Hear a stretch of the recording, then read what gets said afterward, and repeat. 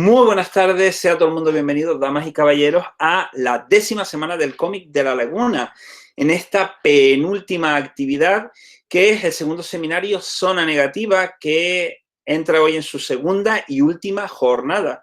Les recordamos que esta actividad se desarrolla dentro de la 10ª edición de la Semana del Cómic, que termina mañana, termina técnicamente hoy, 8 de diciembre de 2020, y que en esta ocasión cuenta con la colaboración de Zona Negativa. Zona Negativa es un medio digital fundado en 1999 por Raúl López, que se ha convertido en el principal medio de divulgación de viñetas del noveno arte en lengua española. Hoy tenemos la segunda parte de este seminario, como les comento, y sin solución de continuidad voy a presentar a la primera ponente de la tarde, que es también la primera ponente del seminario. Y se trata ni más ni menos que de Mónica Rex. Mónica nace en Barcelona en 1990 y es licenciada en Filosofía y graduada en Medicina. Entró en el mundo del manga gracias al boom del anime de finales de los años 90, con series como Utena, La Chica Revolucionaria, Evangelion y Cowboy Bebop. Después de leer a Tezuka, Taniguchi e Urasawa, saltó a la lectura del cómic de cualquier procedencia, género y estilo. Recientemente se ha volcado en el mundo del podcasting, medio que le permite explorar nuevas formas de divulgación. Fue jurado en los 25º Premios Manga de Barcelona organizados por Ficomic. Su máxima: las buenas historias son aquellas que dejan huella en el alma del lector. Y a ella va a corresponder contarnos las particularidades, las singularidades que el manga tiene respecto al concepto de cómic. Mónica, muchas gracias por estar aquí y aquí está tu público. Muchas gracias, Luis, y en general a la Universidad de La Laguna por organizar este seminario y, bueno, pues darme la oportunidad de participar. Comparto la presentación.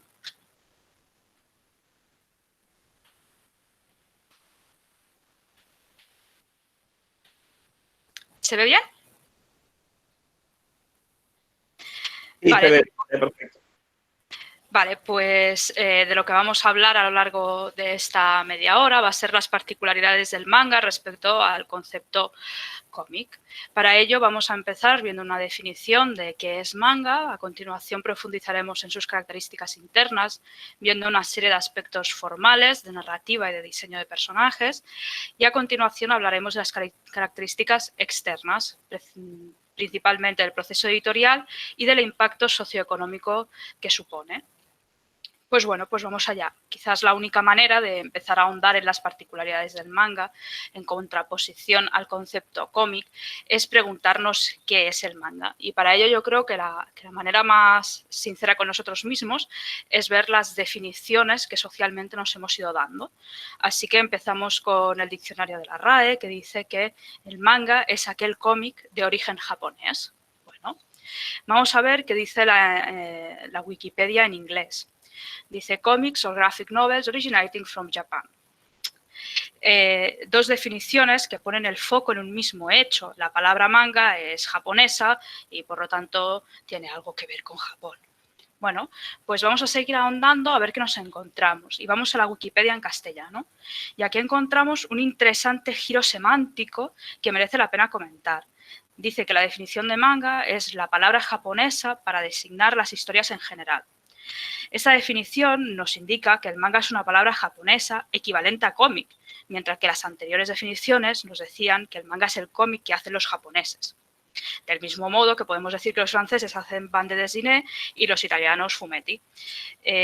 Por lo tanto, aquí estamos viendo un matiz interesante que remarca que manga, al fin y al cabo, es el vocablo equivalente a cómic. De dejar clara esta diferencia, podríamos decir que un japonés dice que los franceses y los italianos hacen manga, pues del mismo modo que un anglosajón diría que los japoneses, los franceses y los italianos hacen cómic. Bueno, estas dos definiciones no son excluyentes y esto es el primer indicio de que establecer la definición, los límites y las características del manga es un tema de sumo interés y relevancia. Así que os propongo dar un paso más e ir a ver qué dice el traductor y divulgador Marc Bernabé, que seguro que todos lo conocéis. Él definió el manga como el cómic realizado en Japón con métodos editoriales japoneses y dirigido en su origen al público japonés. Aquí Bernabé lo que hace es ampliar la definición y resaltar las particularidades del mercado editorial japonés en el proceso de creación hasta llegar a un lector en concreto. Y esta definición es una de las más interesantes y más extendidas y que nos servirá un poco como hilo conductor en realidad de nuestra presentación. Pero antes de dar el paso, ¿no?, a ver todos estos elementos, me gustaría subrayar una definición, que es la de Satonaka Machiko, que es una mangaka inédita en España, pero muy importante para la historia del manga, que dice que manga es palabra vista, imagen leída. Y esta definición tan poética y tan maravillosa nos irá resonando a lo largo de toda la exposición. Así que, sin más, pues vamos a echar un ojo a esas características internas y empezaremos por lo más básico y lo más evidente. La gran mayoría del manga, aunque no todo, en su edición original se lee de derecha a izquierda, es decir, el sentido contrario en el que nosotros leemos. En los años 90 se consideraba que esto era un escollo insalvable y se decidió espejar los cómics para que se leyeran en nuestro sentido de lectura, cosa que hoy en día nos parece una auténtica aberración. Durante un breve periodo de tiempo hubo este tipo de mensajes como los que estáis viendo ahora en pantalla, en los que se indicaba al lector cómo había que leer el manga. Hoy en día, en realidad, esto está absolutamente superado y este tipo de mensajes habitualmente no los podemos encontrar, excepto el que está en rosa, que en realidad es una edición de este año y, de hecho, este mensaje ha levantado bastante polémica porque entre los lectores más asiduos al manga era como, bueno, pero por favor, ¿esto cómo puede ser que en el 2020 se esté editando, ¿no? Pues bueno, se veía con este mensaje por cuestiones editoriales que no vienen a caso, pero es una rareza dentro de la evolución actual de la edición de manga en España. Vale, pues visto este tema, que ya hemos dicho que es muy básico, la segunda particularidad básica es que el manga es monocromo, está en blanco y negro.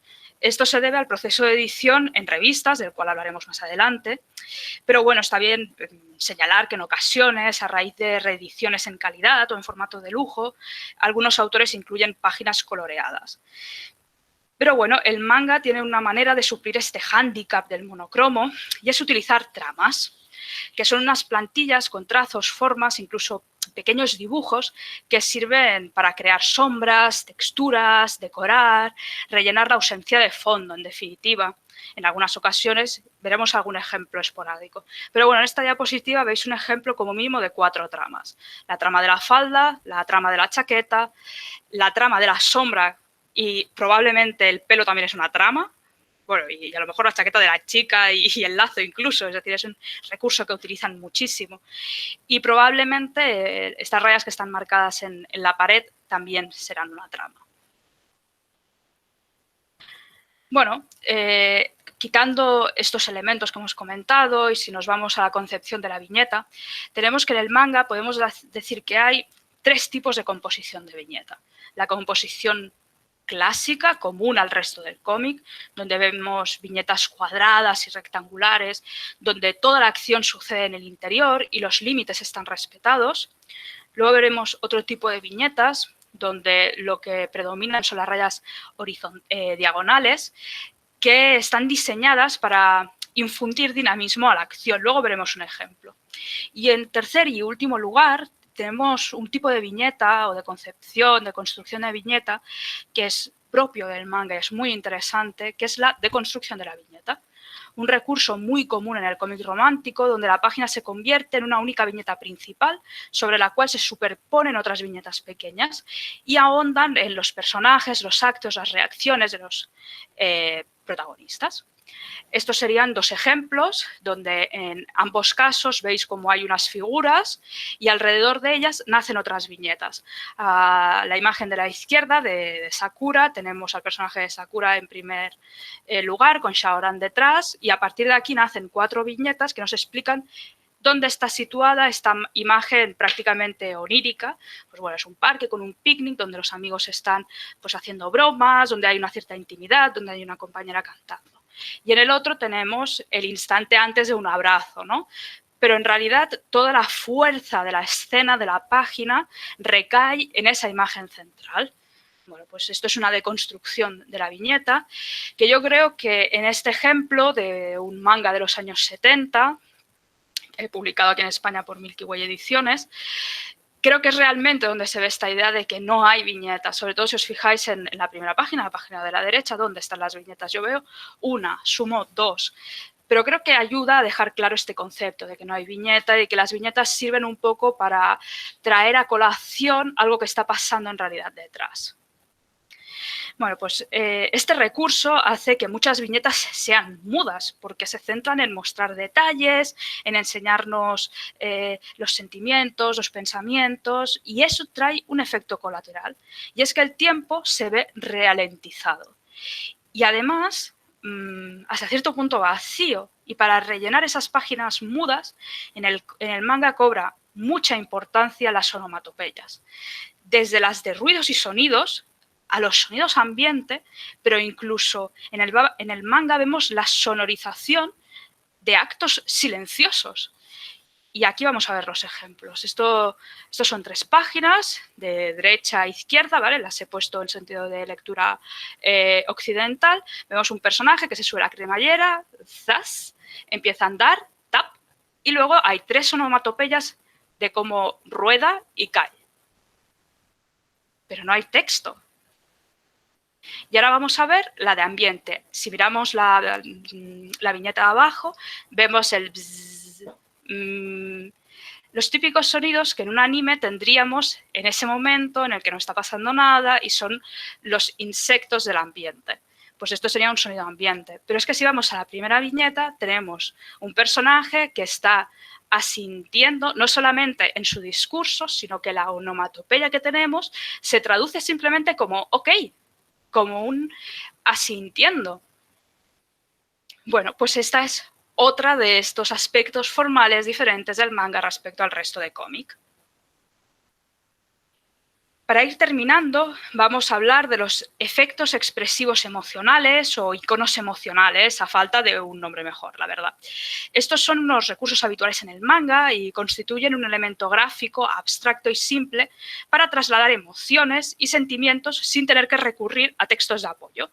Entonces, la gracia de esto es que es un recurso tan extendido que se ha convertido en un lenguaje común, conocido para todos los lectores de manga, que precisamente lo que permite es leer las imágenes, aquello que nos decía Satonaka Machiko, y es simplemente esto, la gota y las líneas verticales que marcan un poco el sentimiento este como de vergüenza ajena, las líneas diagonales en la mejilla de vergüenza, los puntitos estos de has captado mi atención.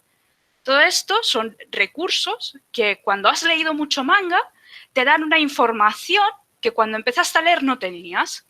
Y esto es muy interesante. Pero bueno, dejemos esto aparte y vayamos a la narrativa. ¿Cómo se leen las imágenes o las viñetas en el manga, ¿no? Ya hemos hablado un poco de la creación de la página, de cómo la escena se va detallando a medida que van naciendo las viñetas. Y de aquí, pues que se hable del concepto de atención al instante, ¿no?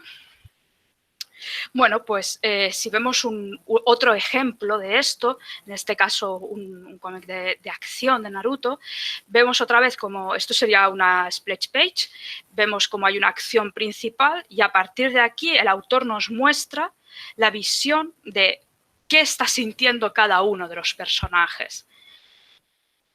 Y esto nos enlazará directamente con cómo el manga aborda la acción. Y para eso yo creo que la manera más natural es con unas palabras de un mangaka que es muy importante, que es Koike Kazuo, que dice: cuando Superman vuela en el cielo, si es dibujado en una sola viñeta, resulta una imagen estática. En los cómics japoneses, un personaje volará a lo largo de 3 viñetas, mientras se enfocan su cabeza, su cuerpo y sus pies. Bueno, pues vamos a ver cómo es esto. Vamos a All Star Superman de Grant Morrison. La primera página es simplemente para situarnos, ¿vale? Y vemos cómo llega Superman, cómo Superman está llegando prácticamente en el mismo plano y tenemos un plano frontal de Superman que entendemos que se va a posar en el suelo, ¿vale? Vamos a ver cómo hace un japonés que su personaje vuele. Entiendo, son 3 páginas, está todo un poco junto, pero es que si no, no cabía. En la primera, en la esquina superior de la izquierda, vemos como el personaje activa un tipo de propulsor, ¿vale? Vemos y vemos cómo está flotando el personaje, consigue enderezarse y aquí empieza Kazuo Koike a decirnos, mostrará el pie, mostrará su cara, yo añado, veremos su visión subjetiva de lo que está pasando, volveremos a verlo desde fuera, lo veremos desde fuera, veremos su visión, veremos su cabeza y veremos cómo cae. Bueno, yo creo que aquí lo que hemos visto es como el manga, sobre todo, una de las virtudes que tiene es que tiene muchísimo espacio. Porque tenéis que tener en cuenta que mientras una grapa americana tiene entre 24 y 48 páginas, un book europeo no sabría decir cuántas tiene ahora mismo en memoria, pero tampoco tiene tantas.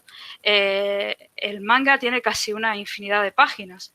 Mientras sea leído, tendrá nuevos capítulos, con lo cual eso da una libertad creativa muy grande a los autores que fomenta y potencia este tipo de narrativas. Pero eso lo hace único.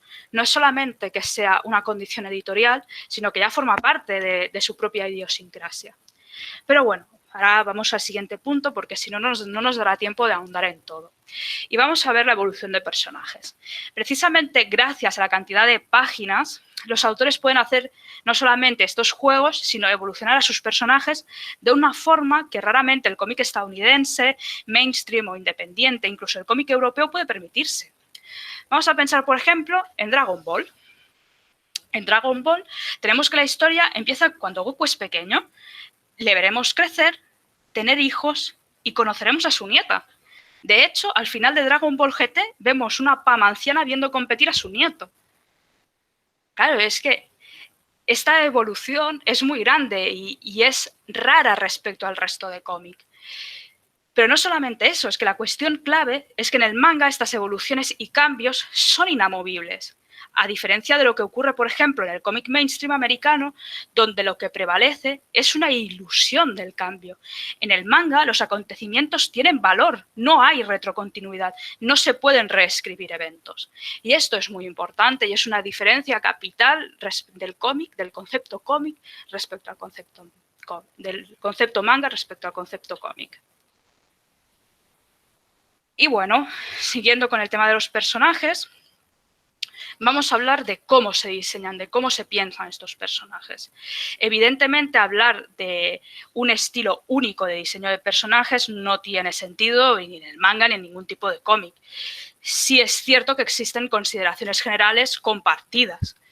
Y en este caso es que el manga no pretende realizar una representación realista de los personajes. Es por definición abstracto, con una renuncia frontal al naturalismo y al realismo.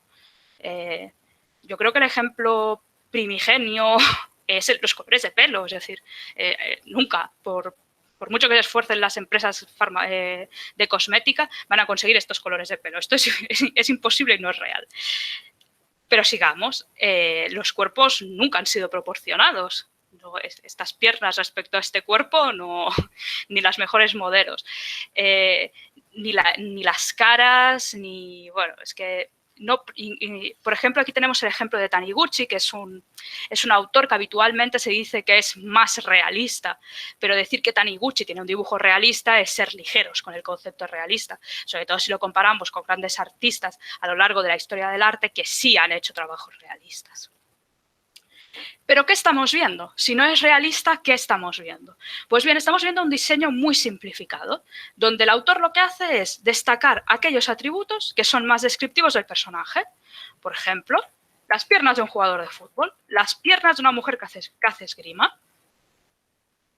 Otros elementos, por contra, pues serán ignorados, simplificados, y a mí me gusta poner el ejemplo de que no hay nada más ignorado y simplificado que las narices en el manga. Y estas dos imágenes para muestra un botón. Pero bueno, precisamente ahora que estamos hablando de narices, Me vais a preguntar, y bueno, ¿y qué pasa con los ojos? A ver, no es cierto eso de que todos los personajes de todos los mangas tienen los ojos enormes, y espero que a lo largo de esta presentación con tantos ejemplos lo hayáis visto. Pero sí que es cierto que los ojos son un recurso expresivo muy importante, porque ofrecen un inmenso abanico de posibilidades dentro de una misma historia y de un mismo personaje, según el momento o la escena. Los mangakas saben jugar muy bien con ellos y enfatizar sentimientos y emociones de un personaje. Y sobre todo porque no tienen miedo de pasar de un estilo más detallado a un estilo más simplificado para hacer un gag. Y aquí tenemos un ejemplo. Tenemos una página en la que al principio de ella hay un personaje de ojos grandes, en este caso entrecerrados, pero 2 viñetas más tarde, la autora ¿qué nos hace? Nos hace un gag. Y para enfatizar que esto es un gag, nos simplifica los ojos. Y este recurso tan simple tiene un poder emotivo y de empatizar muy grande en el manga. Y bueno, ahora ya vamos a pasar a las características externas y empezaremos hablando del proceso de edición. En el proceso de creación de un manga, no solamente es importante el autor, sino que el editor tiene un papel crucial y determinante. Podríamos pensar, pues igual que pasa en DC Comics o en Marvel, sí, pero no. Y ahora veremos por qué. Además, los mangakas cuentan con ayudantes que se encargan de diferentes puntos del proceso que no sean ni el guión ni el esbozo, tipo tinta, tramas, fondos. ¿Cuál es la diferencia con el cómic estadounidense mainstream que ahora mismo comentaba? Bueno, pues que aquí los autores son dueños de los derechos de sus obras y eso es una diferencia muy importante. He querido poner esta fotografía que hizo Jordi en el 22 Sound del Manga de Barcelona cuando vino Junji Ito y se le entrevistó para la web y comentó que la colaboración de su editor es vital, ya que tiene que reunirse muchas veces para asegurarse de que el proyecto sale bien. Es decir, el guión en parte es un trabajo conjunto entre los dos. Lo que pasa es que la labor del editor queda un poco de puertas hacia adentro. No son personas conocidas, no son personas tampoco reconocidas, pero tienen una labor muy importante dentro de la industria.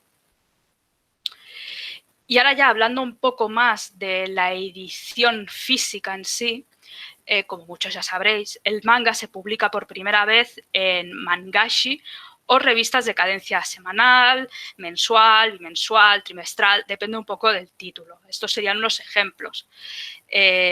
Son revistas que incluyen unas 20 historias de autores diferentes, apenas tienen publicidad y pueden alcanzar unas 400 páginas, más o menos. Eso sí, la calidad de los materiales es absolutamente pésima, es papel periódico. Valen aproximadamente, creo que son 2 euros y es una publicación de leer y tirar. Solo los títulos que se publican en estas revistas y que tienen suficiente éxito son las que se reeditan en otros formatos. Pero bueno, hay una cosa que es importante, además del formato en sí, la calidad, es la pluralidad de estas revistas. La gran cantidad de revistas que hay hace que hayan muchos públicos objetivos, lo que muchas veces habréis oído llamar demografías. Hay cabeceras para niños pequeños, Kodomo, para chicos jóvenes, shonen, chicas jóvenes, shoujo, y luego tenemos las categorías adultas, seinen y yosei.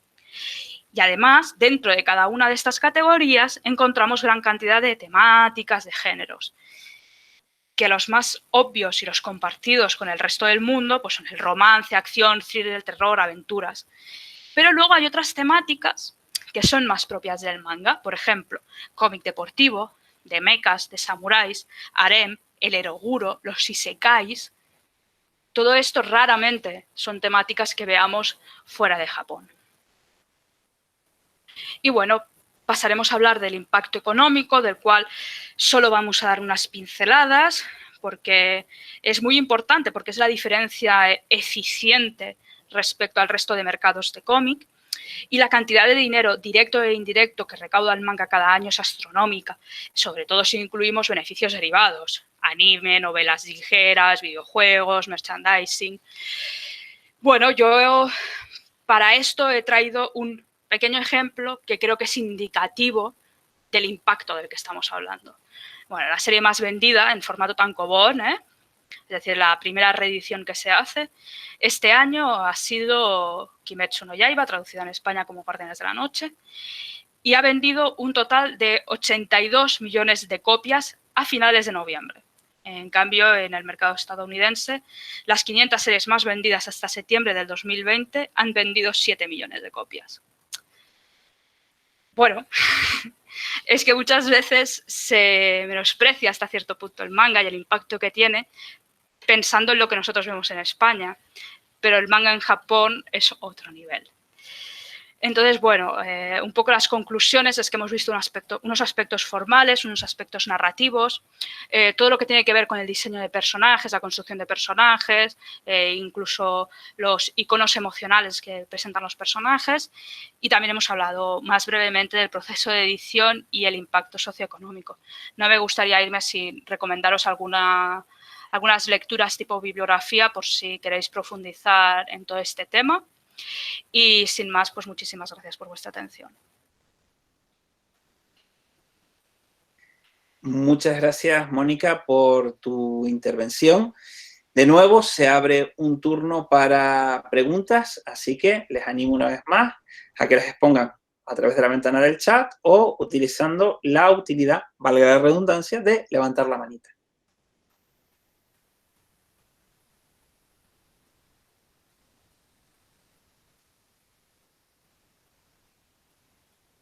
Venga, no sé. A ver, pues sí. Raimundo ha levantado la mano. Pues Raimundo, adelante.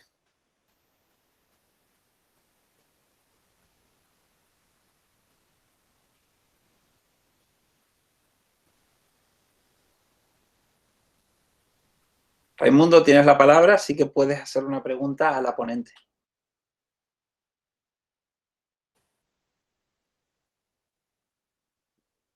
Bueno, creo que ha sido una falsa alarma. A ver, alguien que se anime. Perdón, que no había puesto el sonido, discúlpame. De acuerdo, pues nada, adelante, formula tu pregunta. Estaba preguntando sobre el tema del fanservicio, o sea, la típica escena de la playa, la típica escena de los baños, un poco como las chicas son unas salidas y los chicos unos cortos, ¿no? Muy repetitivo, la verdad. Series que han tenido aquí éxito y allí no, como puede ser Elfen Lied o Claymore. O sea, los gustos europeos son muy diferentes a los japoneses, pero lo más curioso de todo es que la UNO ha pretendido prohibir el manga. O sea, y lo que me gusta del manga y el anime es que es políticamente incorrecto, porque ya está uno cansado de lo políticamente correcto. Espero tu respuesta. Muchas gracias. Bueno, por ejemplo, lo que comentas del fanservice, sí que es cierto que es un elemento que encontramos en el manga, pero tampoco en todo el tipo de manga. Es algo que encontramos sobre todo en publicaciones destinadas a chicos jóvenes, pero no solamente en esa demografía, sino si vas a buscar revistas que traten este tipo de géneros. Respecto a lo que gusta aquí y gusta allí, pues sí, es verdad, hay series que en Japón tienen un impacto brutal que llegan aquí y no funcionan. Y bueno, es que al final el manga también refleja la cultura japonesa y a veces eso nos es demasiado lejano, mientras que otras veces nos es suficientemente lejano como para llamarnos la atención y causarnos curiosidad y querer saber más. Entonces eso es un poco una lotería, la verdad. No me gustaría ser editora de manga en España. Pero bueno, y respecto a lo de políticamente incorrecto, bueno, pues lo mismo, hay de todo y depende de a qué te acerques. El tipo de manga más juvenil tiende a ser más conservador y a lo mejor las publicaciones más adultas, como el seinen o el josei, sí que introducen otro tipo de matices e incluso otro tipo de ideología. Muy bien, ¿más preguntas?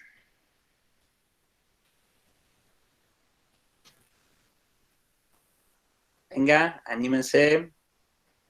Aún no he mordido a nadie por hacerme preguntas. Aún. Aún. Y todavía no cobramos, todavía. En lo que alguien se anima, Mónica, sí querría hacerte una pregunta. Cuando hablas de Dragon Ball, comentas el carácter inamovible de los cambios.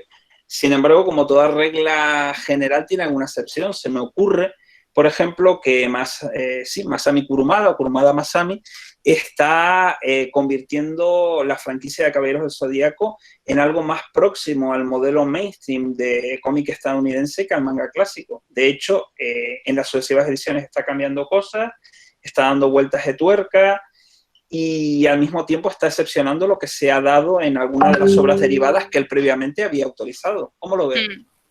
Bueno, al final, a medida que vamos hacia un mundo globalizado, todo este tipo de generalizaciones, que al final es lo que he hecho aquí, generalizar, van perdiendo sentido y obviamente hay referencias cruzadas y yo creo que este es un caso.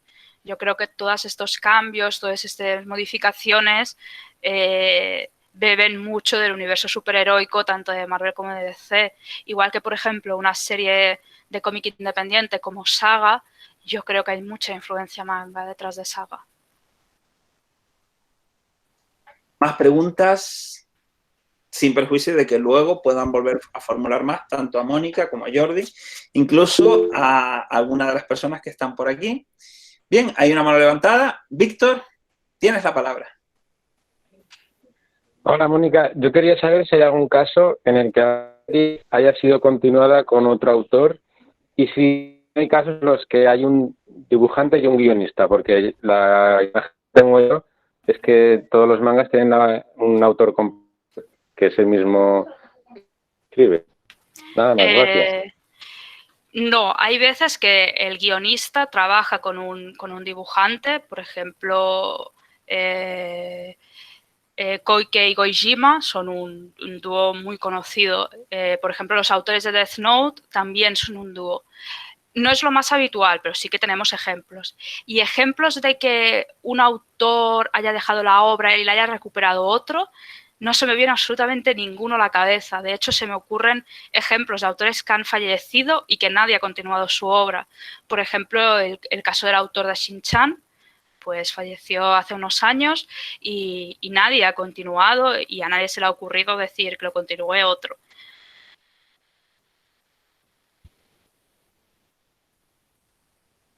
Tenemos tiempo para una última pregunta.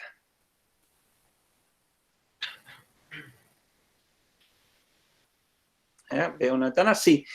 Juan José Plasencia Pereira, muy buenas tardes y muchas gracias por su ponencia. ¿Por qué sigue siendo la representación LGTB un estigma para muchas publicaciones manga? Normalmente se encuentra de forma demasiado estereotipada y cuesta encontrar obras donde se aborde este tema con normalidad. Bueno, es cierto, esto es algo que está cambiando un poco gracias a pues, editoriales como la citada Milky Way, Tomodomo, que sí que están trayendo manga tanto BL como Yuri menos, pero también más moderno. Yo creo que en este caso lo que está pasando es que hay que tener en cuenta que a nosotros el manga nos llega con unos años de retraso de publicación respecto a Japón, bastante superior a lo que pasa con el mercado americano, por ejemplo. Entonces nosotros estamos leyendo en 2020 obras que a lo mejor son de 2015. Y es que en todo lo que es el contexto LGTBIQ+, las cosas han cambiado mucho en muy poco tiempo. Y ahora somos más exigentes y queremos leer historias que no sean estereotipadas, que nos hablen de verdad sobre esta temática. Yo, por ejemplo, te recomendaría Sombras sobre Shinamami, editada por Tomodomo, que creo que da una representación LGTB muy interesante y más realista y bastante más interesante que lo que hemos podido leer en los últimos años.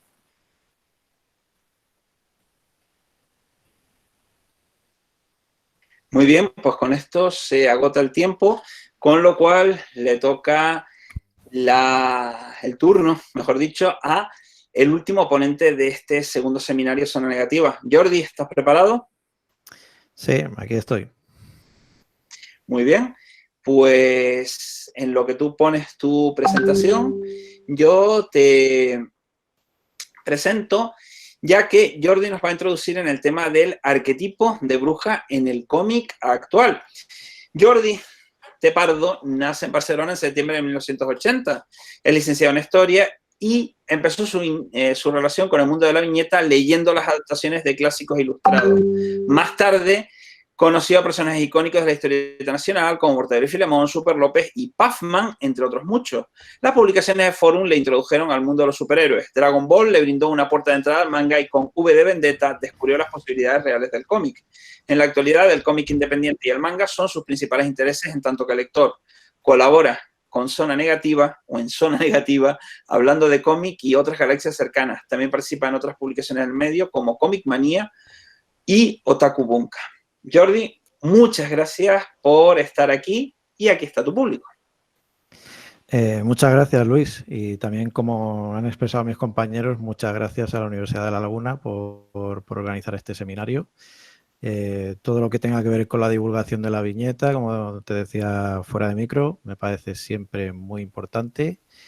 Y bueno, para mí el cómic además es una importante fuente histórica. Siempre me ha resultado interesante ese aspecto. Creo que es algo que quizá comparta pues con casi todos con mis compañeros, pero especialmente con Víctor, que como ya habéis visto en su exposición sobre cómic y periodismo, pues el cómic también es una herramienta que puede servir en esa tesitura, y también a nivel histórico, pues creo que es una herramienta bastante interesante. De hecho, yo creo que incluso el aspecto marginal que ha tenido durante muchas décadas le ha permitido tener una libertad que en algunos aspectos otros medios de masa no han tenido.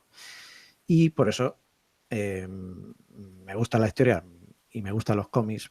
Mi ponencia debía tratar de algo relacionado con ello y por eso voy a hablar del arquetipo de la bruja en el cómic. En este caso, circunscrito al ámbito del cómic independiente americano. En algún momento es algo que me gustaría profundizar también a nivel de cómic europeo y manga, por ejemplo, pero demasiado cacao para meterlo aquí. Este es un tema con el que yo me topé al realizar pues un trabajo de documentación para varios artículos relacionados con el género del terror.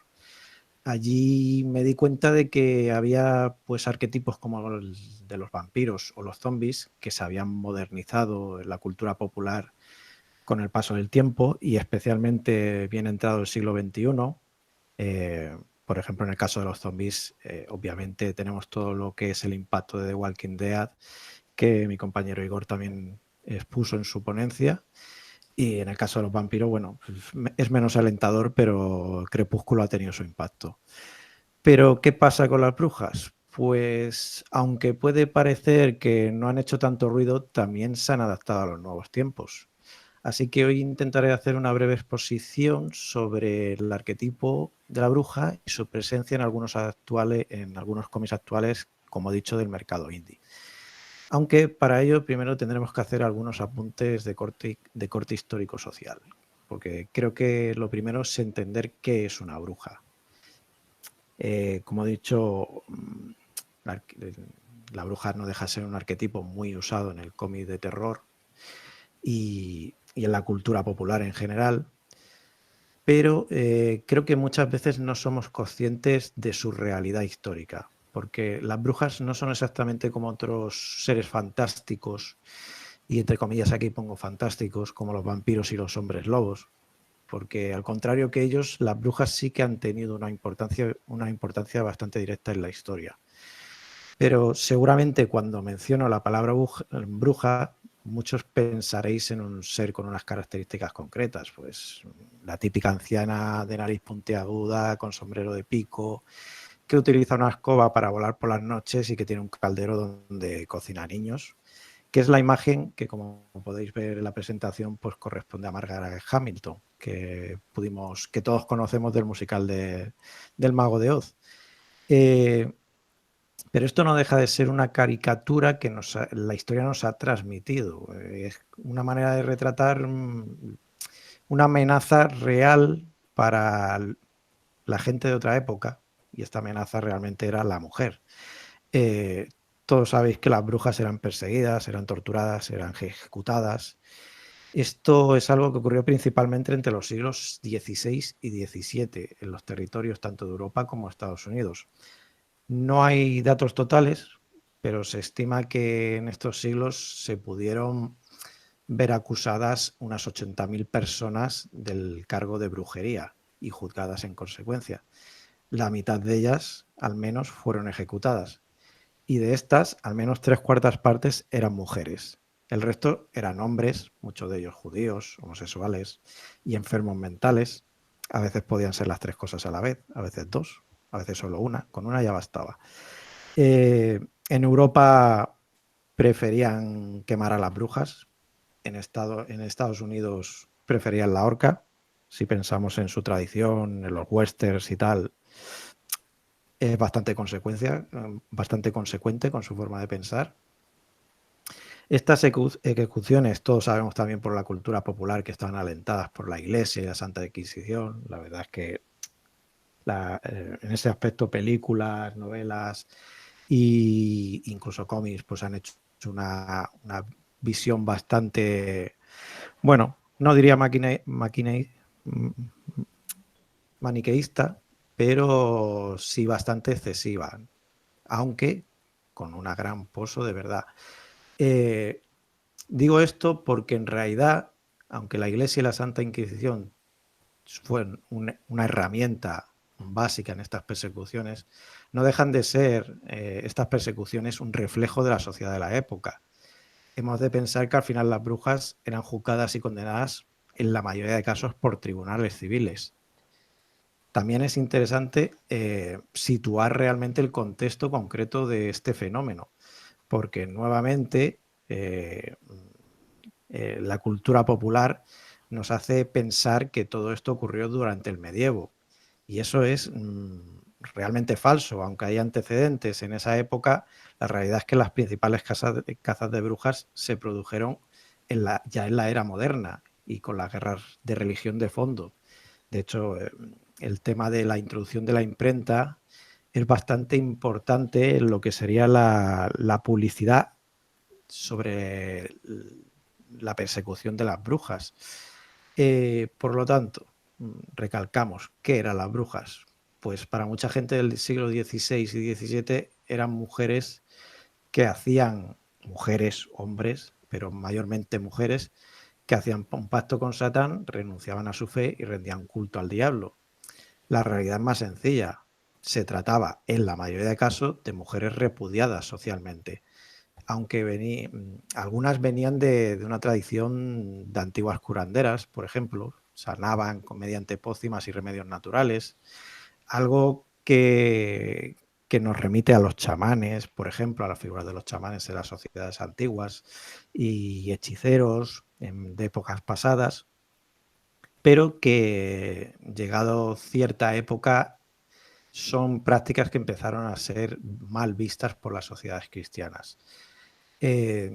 También podían ser comadronas que ayudaban con sus remedios a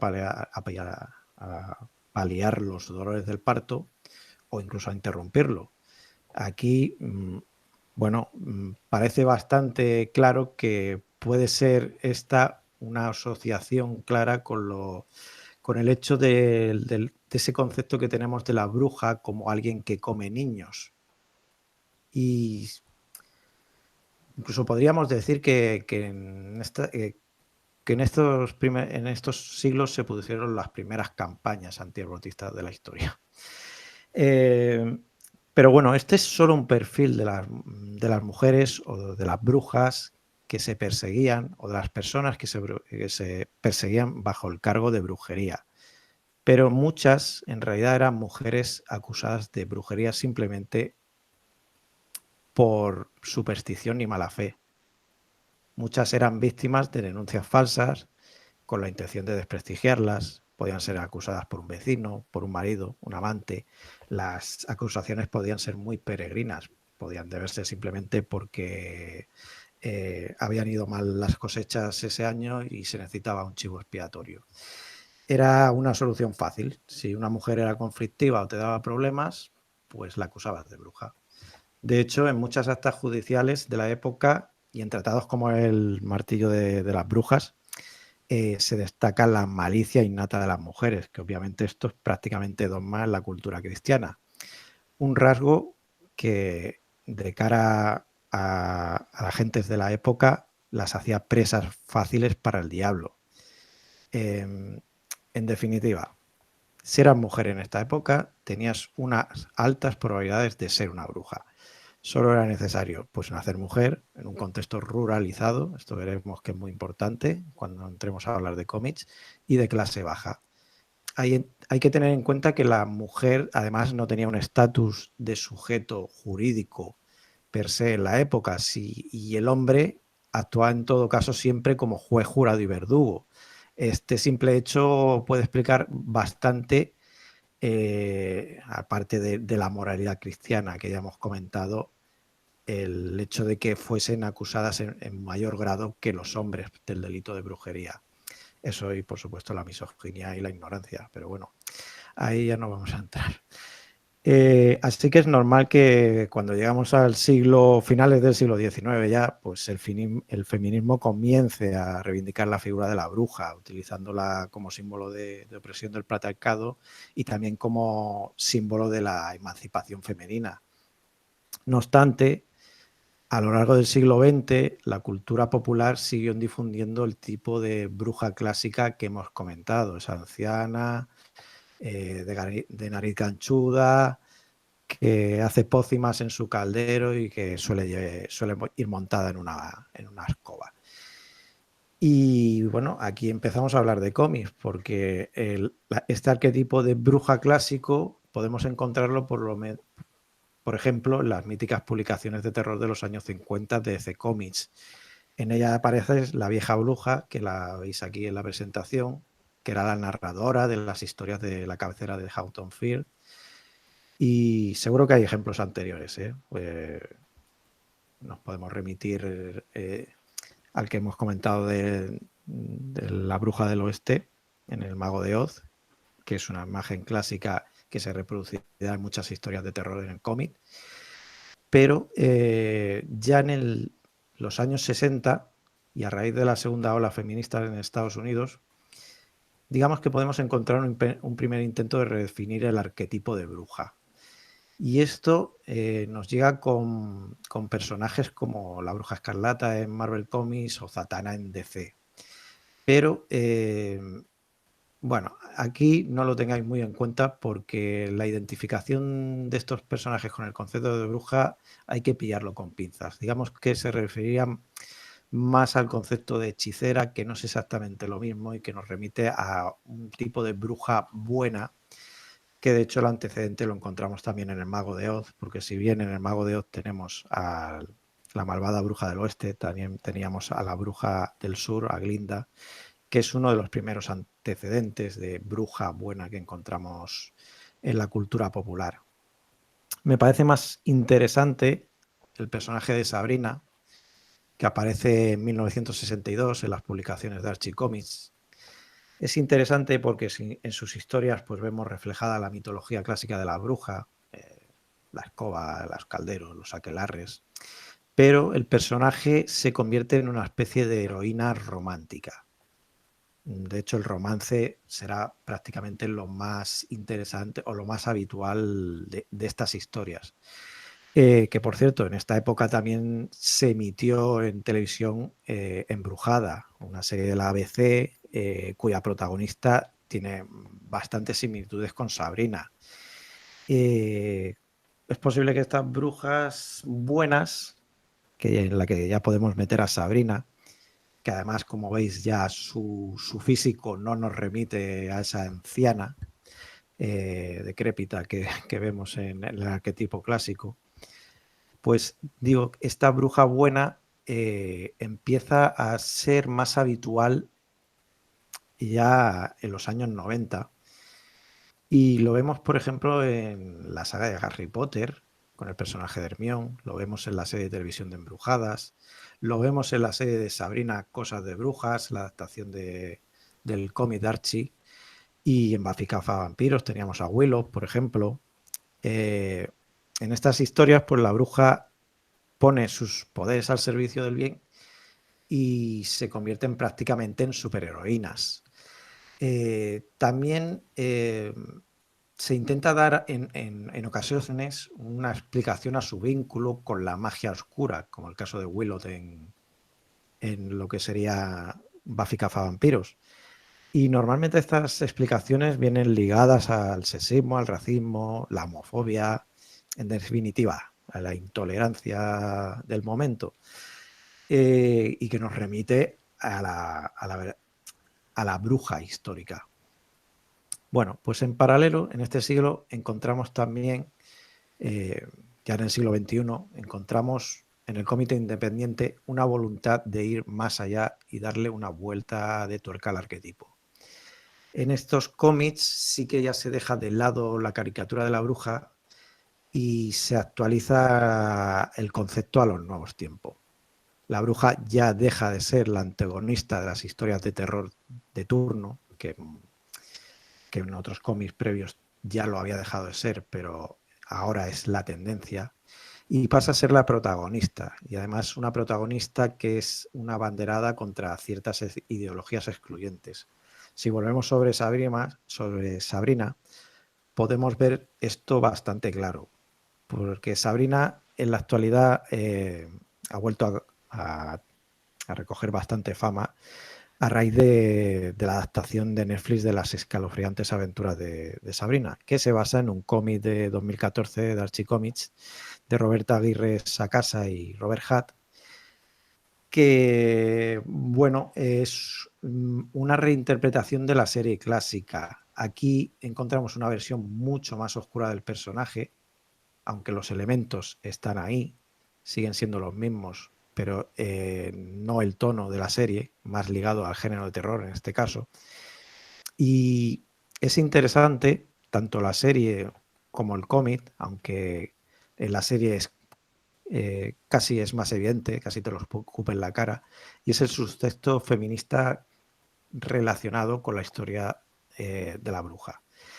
Esto en la historia de Sabrina se refleja sobre todo por su oposición del personaje al pacto con el Señor Oscuro, que es algo que históricamente se tenía como un paso previo para la consolidación de la bruja.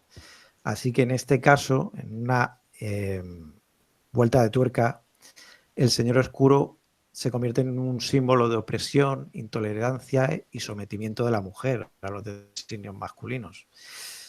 En la serie, como decimos, se encuentran los elementos tradicionales asociados a la mitología de la bruja, como los aquelarres, el pacto con el diablo que comentamos, y el contexto rural. Algo que también encontramos en otro cómic, más o menos de la misma época, de 2015, Harrow Conti, de Cullen Bunn y Tyler Croft, en este caso publicado por Dark Horse. Este es un cómic y también en el caso de Sabrina que hemos comentado, en el que vemos que se repite lo que es la identificación de lo rural con la intolerancia y, para ser más exactos, con la América profunda, con esa América rural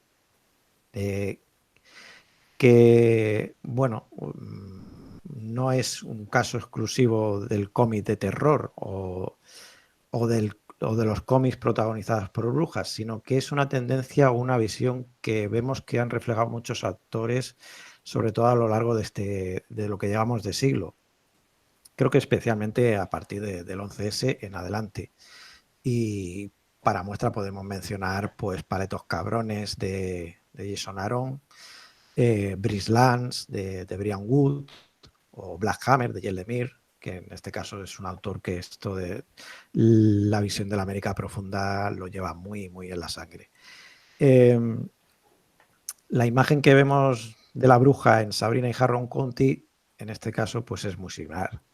Las dos echan la vista atrás y tienen muy presente lo que es la persecución histórica de la bruja.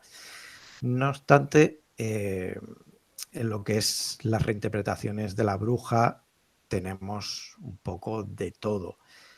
Aunque quizá la que personalmente de las que he podido leer y documentarme, la que digamos que va más a contracorriente es una de 2014 que encontramos reflejada en Witches de Scott Snyder y Jot, un cómic con un apartado gráfico desbordante. Aquí podéis ver su concepto de bruja que obviamente se separa un poco de lo que hemos comentado hasta ahora. En su caso, estas brujas son auténticas devoradoras de carne, tienen más similitudes con los vampiros y los hombres lobos que propiamente con la mitología de la bruja.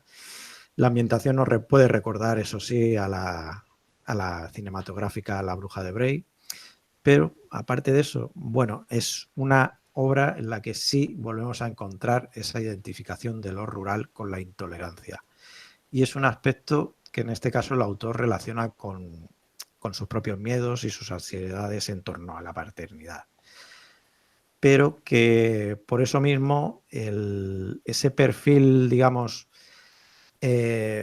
feminista que intentan darle otras obras a la bruja, aquí queda más diluido. Al menos en su primer arco argumental, que es el que se ha publicado aquí en España. En todo caso, una de las obras más peculiares en lo que al concepto de reescribir el arquetipo de bruja se refiere, creo que podría ser Black Magic, que es una obra de 2015, nuevamente de Image Comics. En Image Comics me gustan mucho las brujas. Una obra de Greg Rucka y Nicolas Scott. En ella tenemos un personaje como Rowan Blood, que por una parte se hereda de un largo linaje de brujas, que si no me falla la memoria se remontaba a Salem, a los procesos de Salem. Y por otro lado es un agente de policía de una pequeña comunidad. Es un cómic con un componente de género muy evidente y que, como otras obras, se hace el eco de la mitología y la historia de las brujas, aunque aquí pone más énfasis en lo que es la mitología asociada a los aquelarres y las sociedades secretas, en este caso de ambos bandos, tanto de las brujas como perseguidas, como de sus perseguidores, herederos de la Santa Inquisición. Es un muy interesante, muy recomendable, además muy ligero en el sentido de la acción, se disfruta mucho. Esa manera de ligar género negro, terror, el concepto de la bruja es también muy parecido a lo que nos ofrecen, por ejemplo, Jordi Bellaire y Vanessa del Rey en Redlands, que es un cómic de 2007, nuevamente Image Comics. Y es una obra que en este caso viene firmada por dos autoras y que destaca por varios puntos. Primero, es uno de los más llamativos cuando vas hojeando el cómic, es la sexualidad explícita que refleja, sexualidad y de género. Es bastante interesante en ese aspecto y además no es una sexualidad convencional, sino que refleja todo tipo de cuerpos no normativos y de actitudes. Además, estas brujas son capaces de ejercer la violencia de forma muy cruda. Lo hacen siempre en confrontación a la intolerancia, al sexismo, el racismo, una vez más identificada con la América profunda. Aunque aquí encontramos matices respecto a otras historias precedentes, como os he comentado, porque sus autoras se molestan en retratar muchas problemáticas actuales, la prostitución, cuestiones más ligadas al ámbito de la mujer, que en otras obras comentadas anteriormente y abordadas por hombres no aparecen o no aparecen con el mismo peso. Estos son algunos ejemplos de lo que sería el arquetipo de bruja actual que podemos encontrar en estas publicaciones y que, como veis, pues ya no están ligados a un concepto de bruja tal como la conocíamos a principios de siglo y que nos remite a la bruja con su escoba, con su sombrero puntiagudo. En algunos casos siguen comiendo niños, pero no es lo habitual. Siguen haciendo sacrificios también en algunos casos, pero la principal diferencia es que la ficción las ha humanizado y las ha convertido en una aspiración, digamos, un poco ambigua entre igualdad y venganza. O revancha, podríamos decir. La bruja en estas historias pues utiliza la magia para intentar construir un mundo paralelo más justo y, en ese sentido, haciendo justicia respecto a lo que es la opresión de la mujer histórica y poniendo especial énfasis en la mitología de la bruja. Esto, claro, les lleva a oponerse a grupos neoconservadores bastante presentes nuevamente en la actualidad que intentan demonizar lo que es a la mujer y a sus reivindicaciones sociales. En consecuencia, la mujer, la bruja, es un símbolo, un sinónimo de reivindicación, de progresismo, de feminismo. En definitiva, aquí podría acabar la exposición, pero la verdad es que me gustaría puntualizar que los cómics que he comentado a lo largo de la exposición, aparte de ser muy interesantes por el aspecto concreto del arquetipo de bruja y la manera en que lo reinterpretan, son en su mayoría obras bastante recomendables, cuya lectura, si le dais una oportunidad, vais a gozar bastante. Habría otros cómics que se podrían comentar. Por ejemplo, me viene a la mente Rachel Rising de Terry Moore, que es una obra también muy recomendable, donde también se hace una reinterpretación bastante interesante de la bruja, más en clave de comedia en muchos puntos, pero también con un cierto atisbo de crítica bastante potente. También encontramos, no sé, la figura de la bruja en la serie de fábulas. No es la central, pero hay algún personaje que nos remite a ello, como el de Fray Tottenheimer, no me acuerdo exactamente el nombre. Y que es interesante porque en realidad remite en parte al arquetipo clásico de bruja que hemos comentado, pero también nos hace un recorrido a lo largo de la historia de la bruja, desde su posición como chamán a su proceso de persecución y su guerra a los privilegios de ciertos colectivos. En fin, lo he centrado en el cómic independiente. Obviamente este es un tema que se podría ampliar al cómic mainstream y, como digo, al cómic europeo y manga, pero bueno, por cuestiones de tiempo y de espacio, pues esto es lo que ha dado de sí, en este caso la ponencia. Así que muchas gracias a todos. Muchas gracias, Jordi. Y ahora, como siempre, se abre un turno de preguntas para Jordi, para el ponente. Veo que hay una palabra pedida ya por parte de Raimundo, con lo cual, adelante, tienes la palabra. Aquí. Hola, mira, creo que el libro que mencionas es el Maleus Maleficarum, el martillo de hereje. Y no solamente en el mundo católico, sino también en el protestante, sobre todo en el anglicano y el luterano, hubo verdaderas matanzas mucho más fuertes que en el mundo católico. Que la leyenda negra, pues, está por ahí actuando. Y también está Sue Miller, que estaba casada con Marilyn Monroe, y escribe La Casa de Brujas de Salem, en una crítica a la Casa de Brujas de MacArthur. O sea que hay una especie como de utilizar la historia para criticar el presente. Esa es mi pregunta, Sí. si... Creo que el título es el martillo de hereje más que el martillo de brujas. Ah, y el martillo de hereje se hizo con una falsa aprobación papal, curiosamente.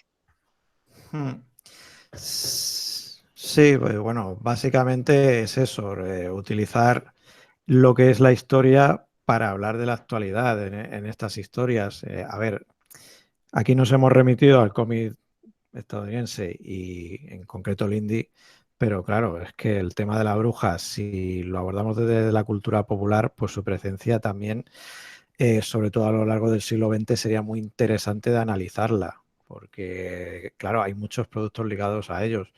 El tema del catolicismo, protestantismo, ciertamente la guerra de religiones es muy importante. Como decía, sobre todo a partir del siglo XVI-XVII, que es cuando encontramos ya sucesos importantes como la Reforma luterana, la Contrarreforma, etcétera. Todos estos eventos van, digamos, focalizando el tema de la religión en la vida diaria, lo hacen todavía más presente y en consecuencia la necesidad de la gente de la época buscar chivos expiatorios y si no existían, inventárselos. Y de aquí la caza de brujas, que no es... que es algo que podríamos trasladar a otras épocas y a otros momentos en los que se ha perseguido, pues bueno, a la Alemania nazi, pues a los judíos, por ejemplo. Al final son cuestiones sociopolíticas en las que, digamos, las gentes que están arriba vierten su ignorancia hacia las clases bajas que les cogen el testigo en estos casos. ¿Más preguntas que quieran formular? A ver, por aquí. Muchas buenas tardes y felicidades por su exposición. ¿El concepto manga de las Magical Girls se podía considerar como una derivación del concepto de bruja occidental? Sí. Bueno, Japón es un mundo, aquí también podría hablar mi compañera Mónica, pero el concepto de las Magical Girls en realidad parte del concepto de bruja. Lo que pasa es que es un concepto de bruja refinado por la visión, en este caso, nipona, porque claro, su relación con la bruja no tiene nada que ver con la occidental y ellos no tuvieran ese proceso de caza de brujas. Por lo tanto, para ellos, digamos, incluso el concepto de magia, ¿cómo decirlo? Es más laico, menos problemático desde el punto religioso. Pero las Magical Girls, sí, ese es un concepto interesante. Y de hecho, en las primeras publicaciones se habla de brujas, literalmente. Lo que pasa es que después es una cuestión que ha evolucionado, ¿no, Mónica? Bueno, supongo que por esto puedo contestar, ¿no? El caso es que sí, pero en realidad las Magical Girls también beben mucho del superhéroe. Es decir, hasta qué punto sin Saitama no habría habido Sailor Moon, ¿no? Es decir, ahí yo creo que hay como un cruce de influencias muy interesante en el concepto de las Magical Girls. Precisamente esto lo hablábamos antes, que las brujas, sí que es que la bruja japonesa o del manga sería la Magical Girl, pero es que la Magical Girl es muy superheroína.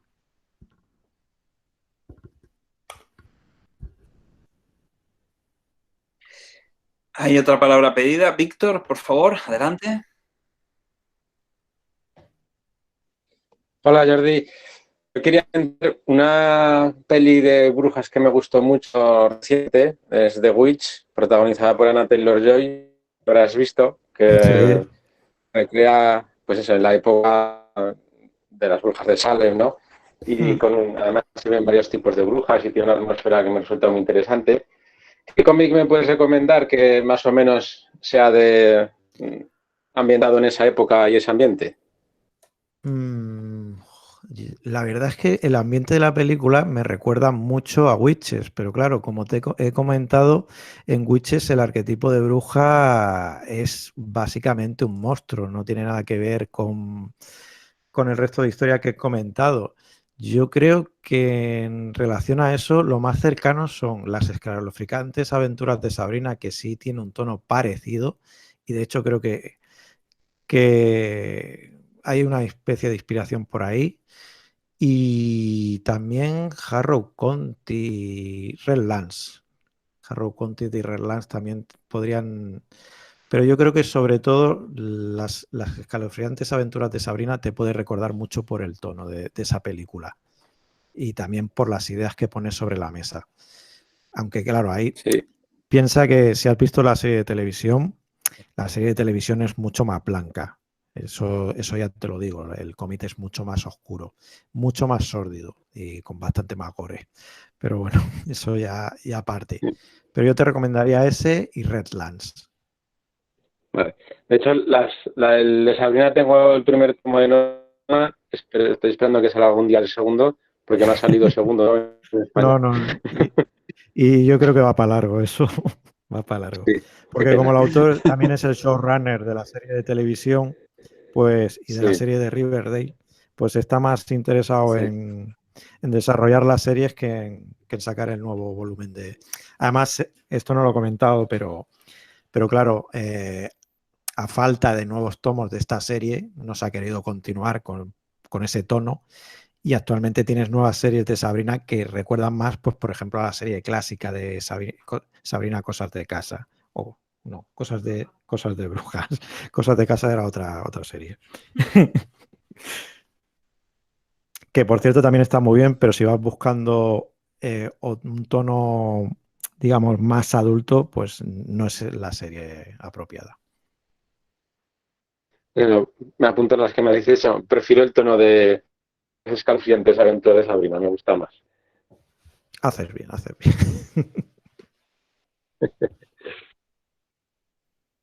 Ahora se abre un turno de mesa redonda para intervenciones. Tenemos a 2/3 de las personas que han participado en este seminario, así que quien quiera formular preguntas a cualquiera de las 4 personas puede hacerlo, bien por el chat o bien pidiendo la palabra. Ya en esta última parte tenemos 5 o 10 minutos.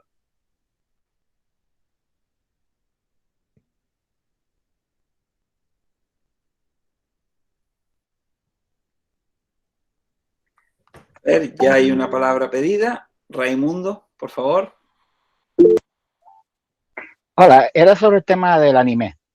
Al principio lo veía doblado al español y se agotó, y entonces ya realmente lo acepto nada más que en japonés. O sea, no me gustan ya ni los doblajes, porque el japonés utiliza las vocales para hablar y con un poquito de paciencia pues se entiende casi el tema de los saludos, el tema de todas estas cosas. Entonces yo era el único que fui, cuando el último anime que se estrenó aquí, que es los Human, el único fui a Cine Tenerife a verlo en versión original y era el único de la sala. Porque la calidad del doblaje en japonés es bastante bueno y se pierde mucho en español, y sobre todo por o sea, el tema cultural, el doblaje pierde mucho. Y otro tema también es el tema de las action live o live action, que son pésimas, y sobre todo cuando lo hacen los europeos o los yankees, como la que hicieron de Death Note o otras series. ¿Qué opinión tienes del doblaje al español, que yo pienso que es pésima, y que piensas de la action live? Bueno, el tema de los doblajes es cierto que para los japoneses tiene mucha importancia el tema de los seiyuu, de los dobladores, y le ponen un cariño especial y lo hacen de una manera diferente. Se nota que es el audio original, en definitiva. Yo creo que en España también se hacen muchos buenos doblajes. Voy a barrer para casa, pero sobre todo hay muy buenos dobladores catalanes. Y bueno, creo que son dos estilos que tienen que convivir de forma forzada, y es un poco es lo que hay, y no vamos a salir de aquí. Y respecto al tema de los live action, bueno, pues es una pregunta en realidad interesante, porque cuando hablábamos del tema de que el manga es más representación que realismo, aquí entra en juego ese concepto. Los japoneses generan muy bien el anime, hacen anime muy interesante, y en el fondo es porque prevalece ese concepto que forma parte de su cultura artística, que es la representación más que el realismo. Entonces, cuando hacen propuestas creativas con personajes, con personas de carne y hueso, hay algo ahí que chirría, y eso es verdad. Y yo creo que tanto ellos como nosotros no vemos de forma más cómoda el anime que todo lo que es live action y personas reales. Que eso no quiere decir que en Japón no haya buen cine. Akira Kurosawa es uno de los más grandes directores de cine, pero en líneas generales, de nuevo, Japón es una sociedad representativa y no una sociedad de lo real o lo natural. Y en este tipo de cosas yo creo que es donde más se nota.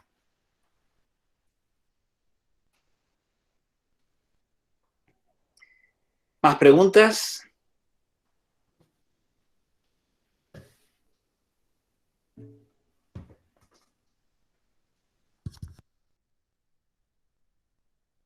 Nadie quiere preguntar ni comentar nada más.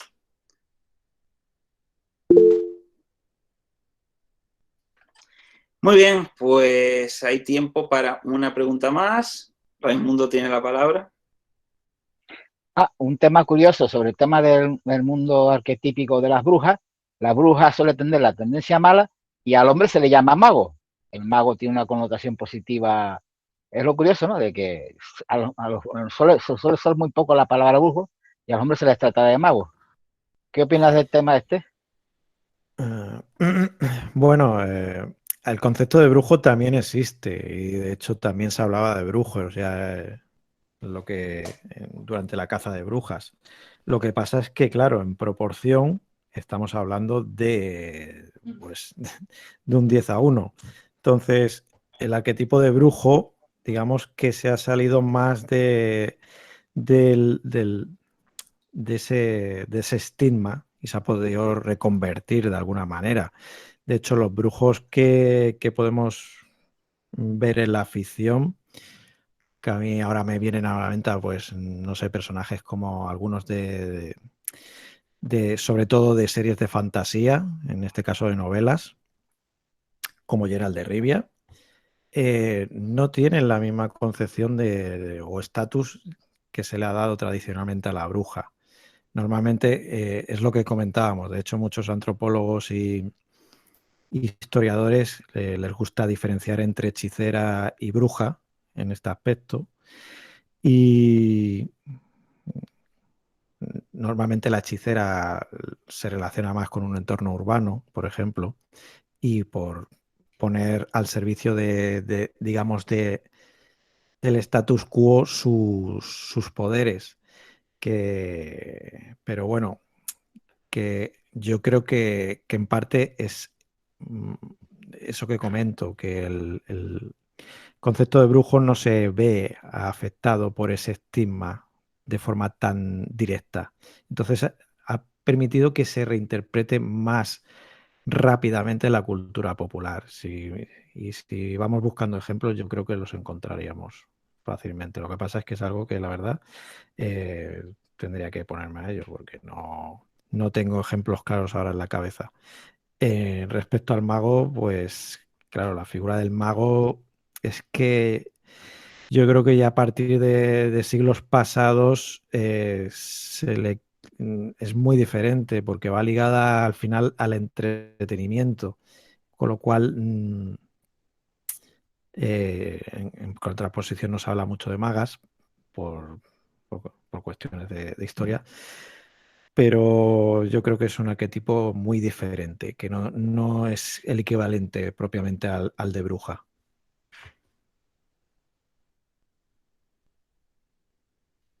¿Alguna pregunta más?